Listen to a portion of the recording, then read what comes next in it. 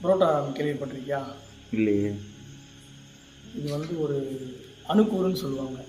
So நிறையா பழங்காலத்து கோவில்லாம் பார்த்தேன்னா நிறையா கோவிலில் வந்து அந்த அணுக்கூறு அந்த ஒரு புரோட்டான் அப்படின்ற ஒன்றை வந்து சிலைக்கடியில் வந்து வைப்பாங்க. அந்த அது வந்து ஒரு பாசிட்டிவ் வைப்ரேஷன். அப்போது அதை வச்சுட்டு அந்த மேலே அந்த சாமி சிலையை வைக்கும் போது அந்த பாசிட்டிவ் வைப்ரேஷன் எல்லாமே அந்த சிலையில் வந்து நிற்கும். ஸோ மக்கள் வந்து நம்ம சாமியை வேண்டும் போது அந்த பாசிட்டிவ் வைப்ரேஷன் அப்படி நம்ம மக்கள் மேலே படும். அதே மாதிரி தான் நெகட்டிவ் வைப்ரேஷனும். அவங்கவுங்க எங்கெங்கேயோ அவங்களுக்கு இப்படி இறந்துருப்பாங்க.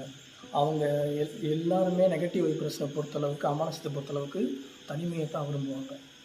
இந்த இடமும் அதே மாதிரி தான் இருக்குது. இன்னும் வச்சிடலாமா? இங்கே ஆல்ரெடி நம்மளுக்கு கோலம் போட்டுருக்கேன். ஒரு